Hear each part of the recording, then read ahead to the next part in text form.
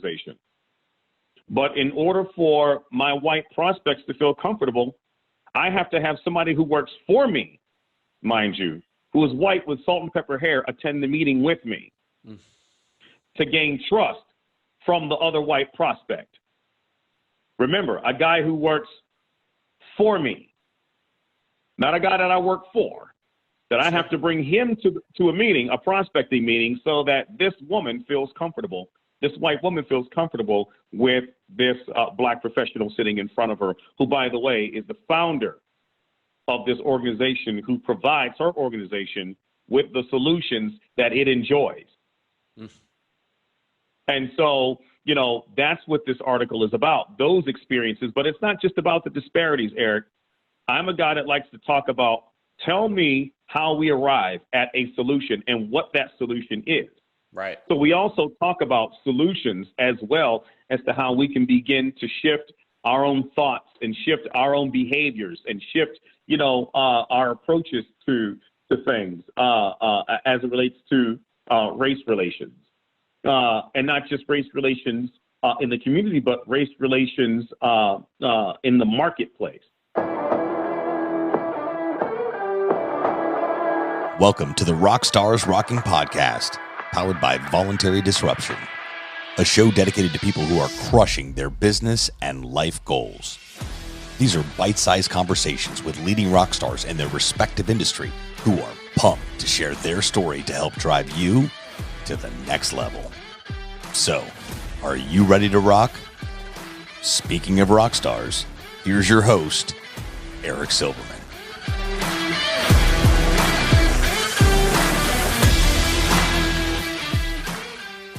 Hey, rock stars, welcome back to another episode of Rockstars Rocking. That's hashtag, by the way, hashtag Rockstars Rocking. And I'm with one of my best friends in the industry and throughout the country who is most certainly a rock star. And his name, if you're not already familiar, is the one, the only Marlin Woods, Executive Chairman of BenefitsPLUS, and many, many, many other things. Marlin, my friend, welcome to the show. Thanks, Eric. Thanks for having me, man. It's my pleasure. Couldn't wait. Oh man, I'm super fired up and excited to have you here. You know, I wanted to dive into a bunch of stuff, so I want to get right to it if you don't mind. One of the things I wanted to talk. There you go. One of the things I wanted to talk about is, you know, a lot of people may not know, at least folks that I'm connected with, that you're actually a best-selling author of the book called Courting the Employer, specifically Courting the Employer, H-E-R. Can you talk about that book and the genesis behind it? Absolutely. So Courting the Employer, a business-to-business romance, is a book that I wrote with an aggravation toward the business-to-business sales professional, in particular, brokers and consultants selling employee benefit solutions to employers, and the way in which, for a very long time, for many, many decades, have created this transactional shark-like approach to sales and to prospecting. As a result of that, Eric, the employer has become, in defense of their own time, gatekeepers. So, you know, this particular gatekeeping that the employers, which I call employers, when you're dealing with supplier diversity, or when you're dealing with the supplier side of an employer or an organization, they become like gatekeepers. So they're empowered to say yes. I mean, they're empowered to say no, but not necessarily to say yes. And they do so in particular to benefits and insurance folks, is that, as my daughter goes into her bedroom off my office here. Good. Yeah. And so what happens is the employers have devised these types of gatekeeping type mechanisms in place, and it makes it hard for benefits professionals to secure a meeting, and through phone calls and emails and mailers in the old school way of prospecting. So, Courting the Employer I was driving down the highway, and I was taking my wife into work, and she said, we were driving, and I said, I just brought it out. Brokers, employers are like women. They want the same thing, the exact same thing that single women want from available suitors. They want caring. They want sharing. They want commitment. They want you to hold their hands. They want you to check in every now and then. And as a result of that, I said, I need to somehow write a white paper on this. Well, my wife says, it sounds like a book to me. And it's funny because she was echoing the recommendation of a good friend of ours, Eric, in none other than Nelson Griswold. Nelson told me, some months prior to that, he said, Marlin, you've got a lot to say. You need to write a book. He said, you have to write a book. Why do I say that? He said, imagine two guys coming up to you, one with his business card and one with his book to sell you the same product. Who are you gonna contract with? Who are you gonna have a relationship with? You're gonna have a relationship with the guy who wrote the book on it. So he said, you need to write a book because the book is your business card. You don't write a book for book sales. You're writing a book to say and to establish that you are the subject matter expert on this particular subject matter. And so as it relates to sales behavior and as it relates to brokers and consultants and the shark-like transactional behavior that we've established over many decades in our industry, and among other industries, but in particular the insurance industry, it's always said, you try to avoid the insurance salesman. And there's a reason why people, and in particular employers, do what they can to avoid the insurance salesman. And it's because of our sales tact. Our sales tact is sharkish. Our sales tact is transactional. It does not have within the approach a relationship. So I said that the employer is like a woman who wants the same things that a single woman wants. And brokers and consultants and other business-to-business sales professionals have also got to recognize that the approach in which we go to market, the approach in which we prospect has to be that of a suitor to court, thus the title, to court an available or a single woman. And that's according to the report. So it's a parallel, basically, making the parallel between romantic relationship from the start of the relationship unto marriage and growing the family, and paralleling that to business sales and the responsibility of the business sales professional as well. So it's it's this uncommon, uncanny comparison that I made between the two that actually worked. And I had one woman actually write to me and said to me, I didn't know her. She worked for an organization called CVS Caremark, and she was an executive at CVS Caremark. She said, I actually bought your book for my two teenage sons to teach them how to court a woman properly. I said, well, I didn't write it for that reason, but wonderful. Well done.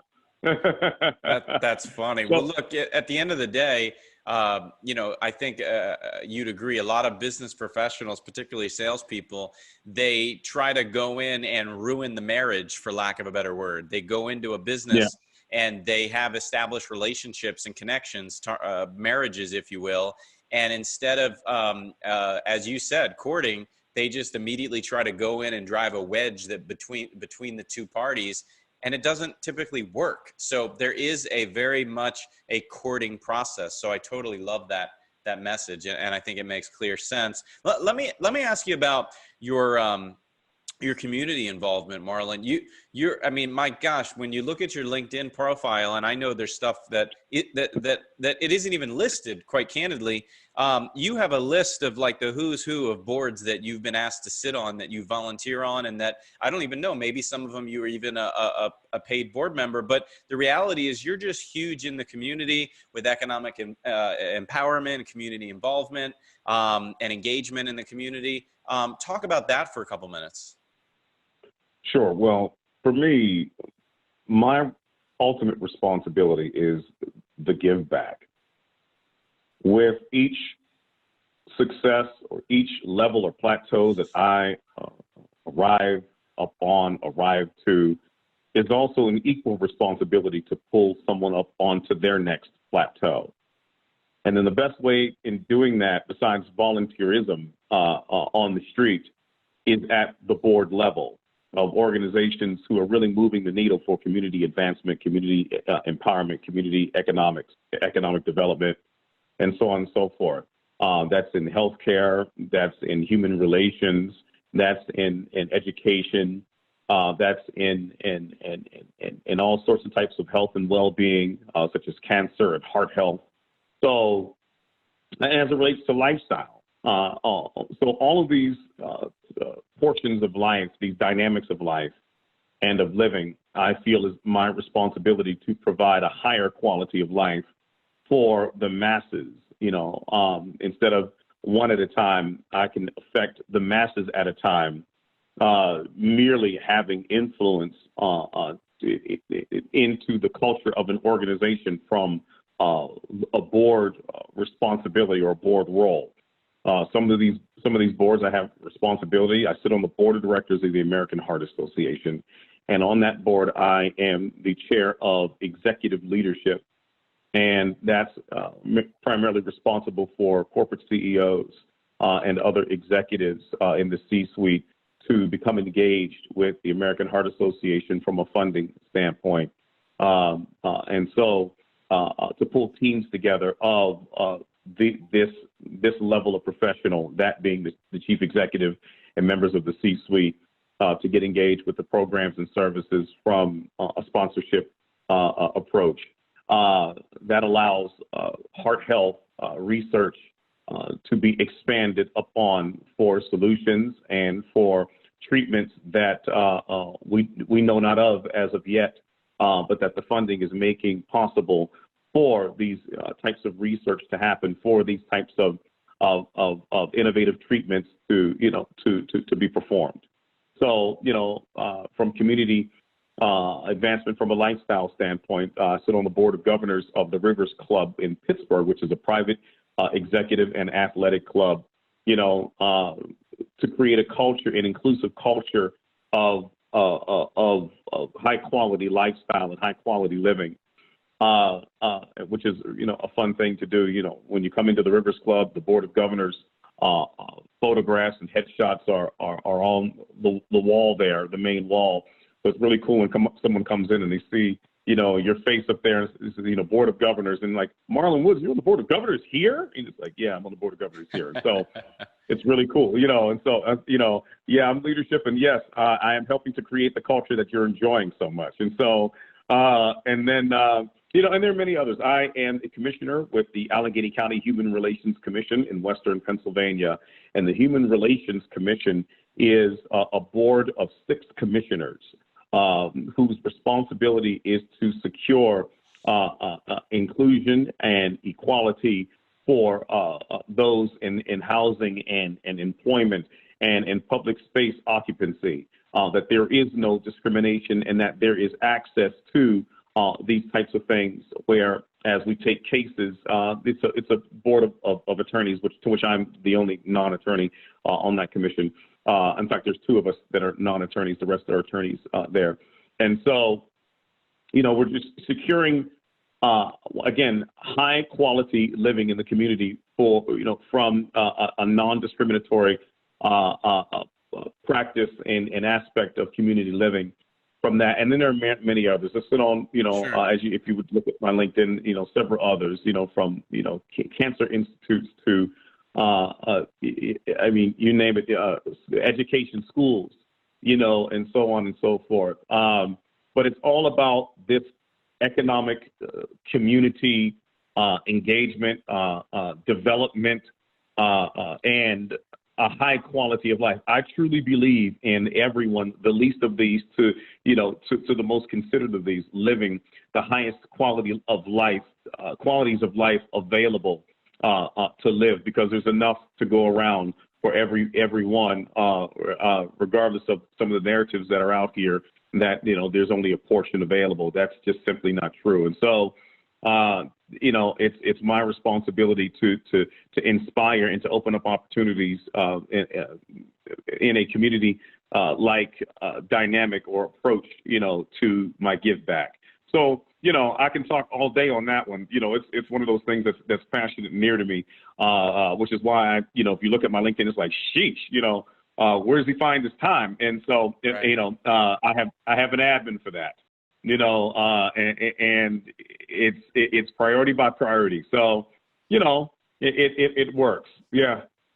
So I love that, and I completely agree. You can volunteer, sure, and the world needs volunteers, but to be on the board level, you can actually have a true impact and influence on getting stuff done. So I think that's Right. paramount, and I love it. It makes total sense.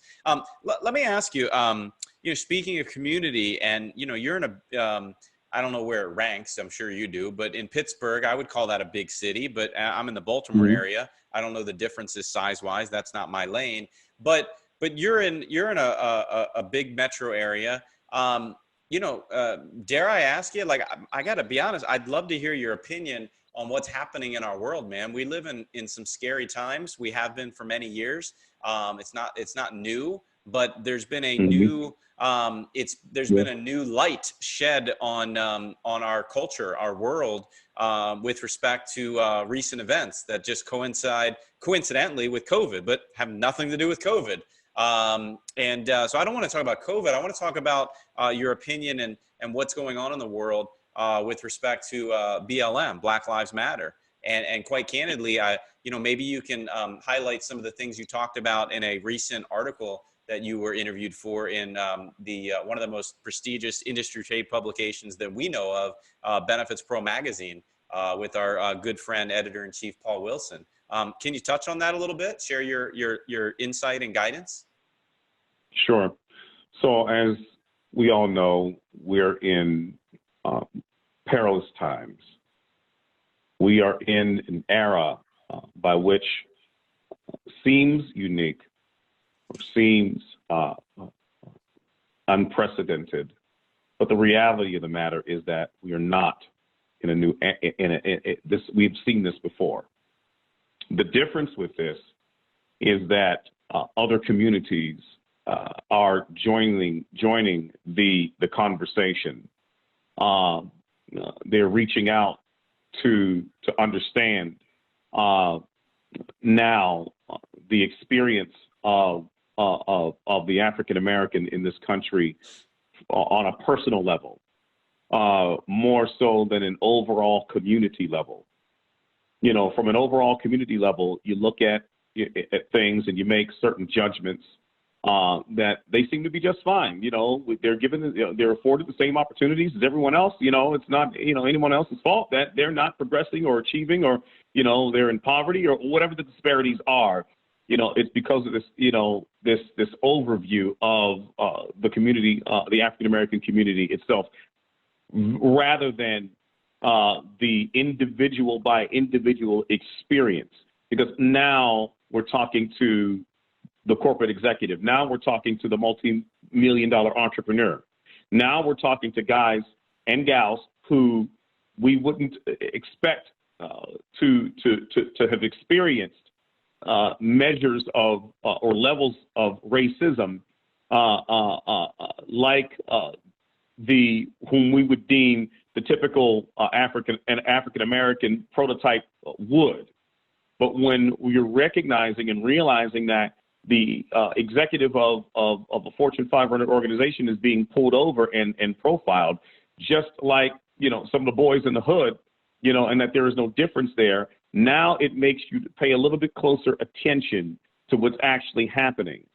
When you can live in a prominent neighborhood and your son can be pulled over 13 times, to a kid who lives next door to you, who's only pulled over once and let off with a warning for speeding, versus being pulled over 13 times while doing the speed limit.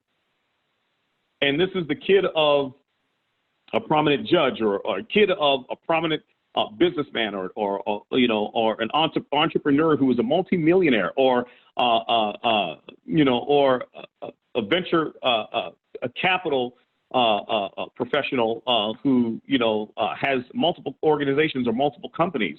Sure. Who just happens to be black. And so there's been, new light shed on just who these things affects. And when they recognize that it doesn't just affect the people on Skid Row, but that it affects, the African American who lives in the 8,000 square foot mansion as well, and that he has to go to work with these challenges, or and he has to go to work with these burdens, if you will, and if he or she has a son that is a double whammy, that makes the burden even heavier, because now you have to have conversations with your son that other members of other communities don't have to, quite frankly, have. They may struggle through the birds and the bees conversation, but they don't have to, navigate through having a conversation with their adolescent son on what to do at a traffic stop with a police officer. Son, this is how you manage a traffic stop. You have your ID taped to your windshield so that you don't have to reach for it. And things like that. And so just, these disparities that even I have to live with in members in the community to where I live, quite frankly, are having to deal with. So that, is why you see the social unrest as intense as it is, and that it has been in many, many years, due to the fact that we're recognizing that it's affecting more than just certain throwaways who are termed or deemed as throwaways in the community because they're doing bad things anyway. So it's perceived. So, that's creating a response from other countries as well as other communities. I'm seeing other countries supporting Black Lives Mattering, not necessarily the organization, because there's an argument even with that. The organization and its political this and that, that's not, people are missing the point when you start making arguments on the institution rather than recognizing that the Black life actually does matter. Right. And so, so then there's an argument with, where you have the all lives matter folks. Well, all lives matter, and I would say to that person, if that were the case, then we wouldn't be here right now. Sure. So, ideally, all lives do matter, from a birth humanity standpoint, but that's just, quite frankly, not the culture of our society. And that's what the unrest is about. It's not about the obvious. It's about what seems to not be obvious, in that it's the fact that, quite frankly, all lives haven't mattered until now. It's not about the support of an organization. It's about the support of the guy at the traffic light next to you in the car who you just don't know, but because he is a Black face, there is certain biases that you already contrive in your mind as to what his lifestyle or experiences have been like, or whether or not he's had a father in the home. That's what this is about. This is not about an organization. This is about a people. And so with all of that going on, now you flip it to the professional, by which I was, reached out to by Paul Wilson of Benefits Pro to pull me into a conversation in this August edition of Benefits Pro called A Long Hard Road. And in that, we talk, myself and other Black professionals in the benefits and insurance industry, talk very candidly about about this unequal playing field, this unequal footing, this unlevel playing field, if you will, if there be such an expression, and what the experience has been like on this unlevel, this unequal playing field, and the experiences that I've had. Here, I own my organization.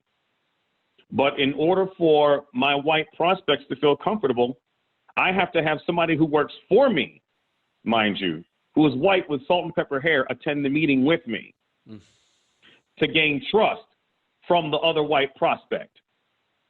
Remember, a guy who works for me, not a guy that I work for, that I have to bring him to a meeting, a prospecting meeting, so that this woman feels comfortable. This white woman feels comfortable with this Black professional sitting in front of her, who, by the way, is the founder of this organization, who provides her organization with the solutions that it enjoys. And so, that's what this article is about, those experiences. But it's not just about the disparities, Eric. I'm a guy that likes to talk about, tell me how we arrive at a solution and what that solution is. Right. So we also talk about solutions as well as to how we can begin to shift our own thoughts and shift our own behaviors and shift, our approaches to things as it relates to race relations. And not just race relations in the community, but race relations in the marketplace. So, that's what the article is about. And I would, encourage anyone to go and to download a copy of that Benefits Pro. I'll put a link in the comments on YouTube and everywhere podcasts are consumed, as well as LinkedIn and so forth. So it's incredible. And there's so many respected colleagues and friends that were also interviewed as well that I believe I know everybody. I'm pretty close with everybody. Just the industry is fairly small in and of itself. So, I appreciate the insight, Marlin, very much so. And, the only other, I don't want to bring light to the situation, but I couldn't end our discussion without asking you how your Steelers are going to do this year. So, I follow the Steelers on Instagram, and Coach Tomlin and I are actually good friends. His wife and Kia and my wife Jessica, we're family friends, and so our kids ran track for the same community track club together. So we were basically track moms and dads, and so Kia has been trying to get our daughter to join her daughter's gymnastics school, so she wants to go. But nonetheless, so as it relates to the Steelers, man, they are, they loaded up, themselves. I mean, they got the other Watt brother to join the fray. So there's two Watt brothers on the team, the running back, and then obviously TJ Watt, who was a runner-up defensive player of the year last season and the end of the season before that. So, Ben Roethlisberger is back off of his elbow surgery from his throwing arm. We've got Juju back, and, we've got some incredible draft picks. So obviously we've got Minka Fitzpatrick. I mean, that was a trade that paid for itself in the first 3 games, last season. So, they traded for a first-round draft pick from the Miami Dolphins, and Miami went for it. And so nonetheless, so we've got a bunch of first rounders. So as it relates to the Steelers, they have actually, the polls have come out that they are a top 10 team this season, which is the same thing. They say the same thing every year, that they're a top 10 team the experts. Each season. Yeah, they and they very well may be. But this year we get Ben back versus all last year. We had to play guys from the quarterback position that were on the practice squad. So and we still finished 8-8 because of our strong defensive heritage. So with Ben back and with all the guys coming back and with the additions of the Watt family, there's going to there may be an AFC championship in our very immediate future. I knew you'd have a strong opinion there, so I had to ask him. And I figured you'd be pretty high on it. A lot of people know I'm a big baseball guy. I'm not as much into football, so I don't have a dog in the fight. So I can easily wish you sincere congrats on a good season in advance, because I just don't care. Now, if we start talking about baseball, we don't have time for that. Then I do care. But I'm not going to ask you about the Pirates, and you're not going to ask me about the Orioles. But what I will say is, behind me, it's hard to see. You see this football? I see it. That's autographed in person by the one and only Mr. Terry Bradshaw. Are you kidding me? I'm not kidding. I got a picture with him and everything.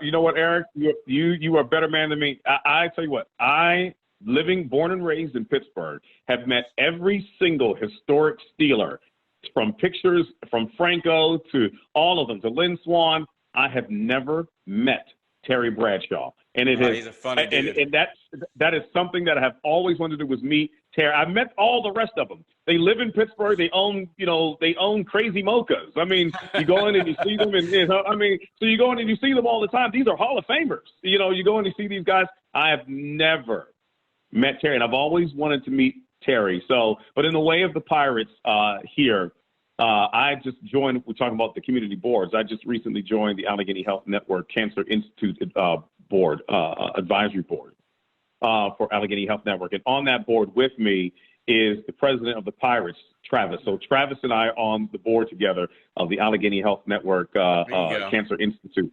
Yeah, cool guy. We're back in with fans in the seats. I've been to PNC Park. It is beautiful. I'll give you that. Beautiful. Right on the river. So we've been talking about it for years. I'm still planning on coming out there, and you're going to get me some good seats, my friend. You got without right behind home plate, brother. If not in the suite. Anywhere we want. All right. Well, listen, I appreciate it. Everybody watching, if you want to reach Marlin, if you want to talk to him, he's not hard to reach per se. You can find him on LinkedIn. He's very social. And what's your company website, by the way? www.benefits-plus.us. All right. Benefits-plus.us, correct? That's correct. All right. Well, listen, we appreciate it. As always, it's been a pleasure. Thanks for coming on. I'm Eric Silverman. That's Marlin. And by the way, Terry Bradshaw, if you're listening to this, if you're watching us, come on, man. He knows everybody. He knows Tom. Like, come on. Go talk to Marlin. You won't regret it, my friend. And thanks for the football and the picture. All right, guys. I don't ever tell anybody to have a great day. I tell them to make it a great day. Thanks, Marlin. Make it a great day. Thanks, Eric. Thanks so much for tuning into this episode of the Rockstars Rocking Podcast. If you haven't done so already, make sure you're subscribed to the show wherever you consume podcasts. And if you feel so inclined, please leave us a review. 5 stars would totally rock. Until next time, Rockstars, keep rocking.